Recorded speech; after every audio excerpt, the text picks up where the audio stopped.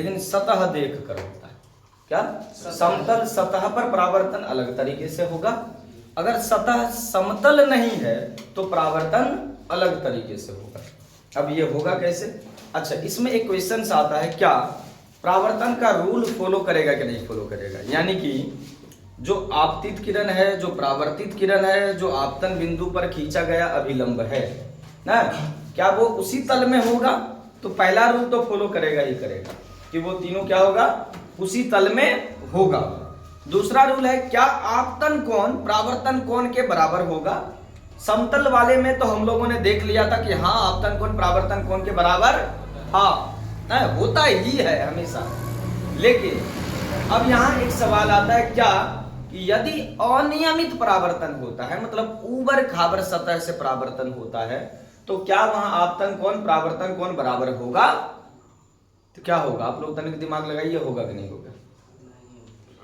नहीं होगा, दिमाग लगाइए।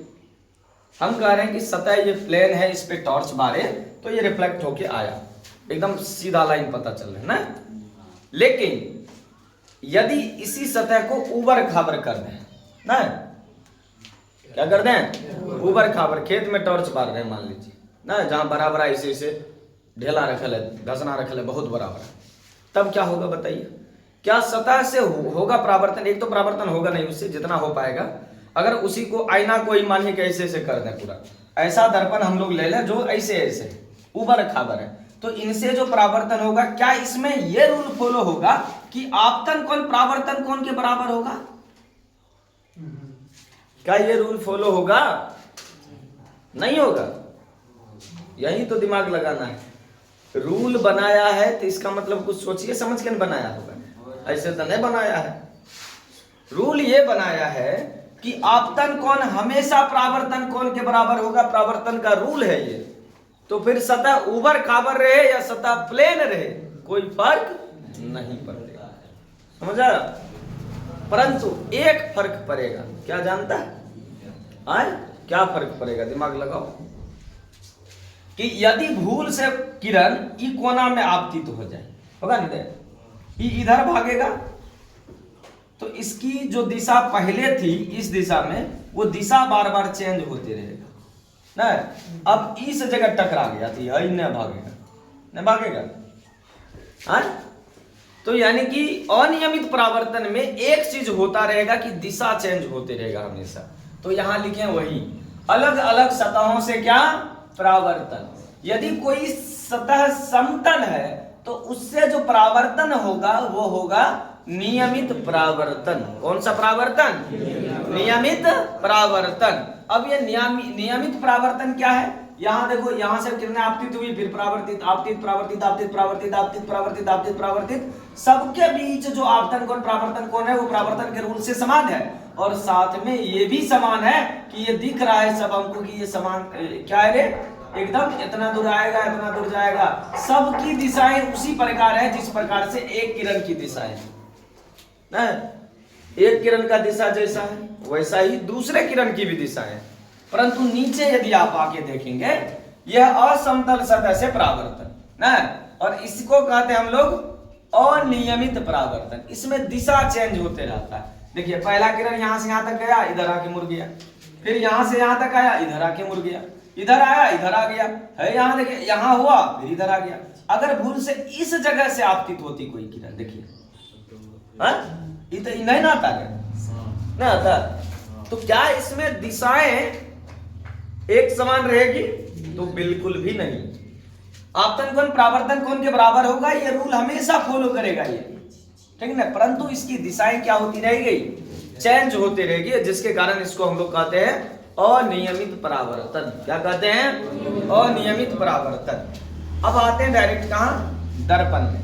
अच्छा, ये क्यों जरूरी पड़ा पढ़ाना? हम लोग जब दर्पण में जहां मन तहां से किरण गुजारेंगे तो इसका उपयोग आएगा, क्योंकि हम गोलीय दर्पण में वक्र सतह ही लेते हैं, सीधा नहीं लेते हैं, प्लेन मिरर नहीं लेते हैं। क्या लेते हैं? वक्र सतह ही लेते हैं, ठीक। जैसा देखिए कि सीधा समझिए, यदि ये कोई दर्पण है ना, यहां से कोई किरण गई तो क्या होगा? इधरे भागेगा, इधरे भागेगा, दो ऑप्शन है टकराने के बाद ना। अरे अब हम यही समतल रहता तो सीधा जाता था, इधरे आ जाता ना जाता। लेकिन यदि गोलीय है तो इधर मारेंगे तो ये गोली की रफ्तार से इधर भागेगा, इधर मारेंगे तो इधर आएगा।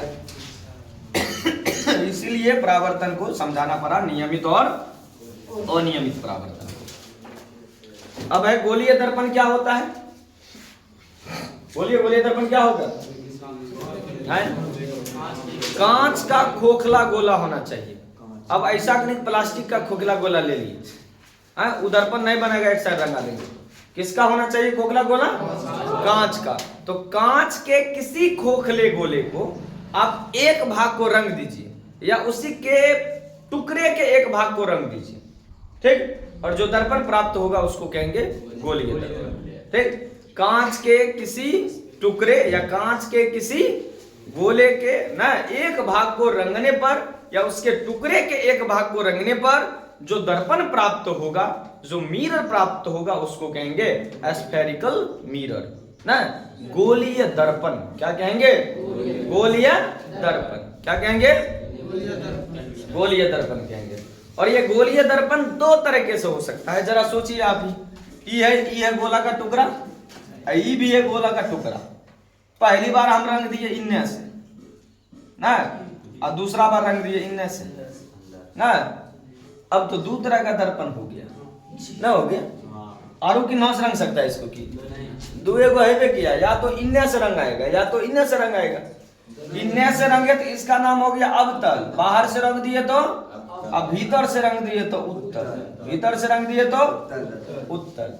तो इसमें भीतरी सतह रंगा हुआ है, इसमें बाहरी सतह रंगा हुआ है। इसमें जो भीतरी सतह है ना उसी से प्रकाश टकरा के वापस आएगा, इसमें जो बाहरी सतह है उभरा हुआ सतह उसी से टकरा के प्रकाश वापस आएगा। तो दोनों में अंतर दिख रहा है। तो इसी के आधार पर जो गोलीय दर्पण है वो दो तरह के हैं। क्या क्या? दही चूरा, क्या क्या? अवतल और उत्तल। अवतल और कॉनकेव मिरर और कॉन्वेक्स मिरर, याद रहेगा? ऐसा ही हो, याद रहना चाहिए। गोलीय दर्पण दो प्रकार के होते हैं। आप चाहे तो पहले उत्तल ला दीजिए, कोई दिक्कत नहीं है, उत्तल या अवतल ना, उत्तल और अवतल।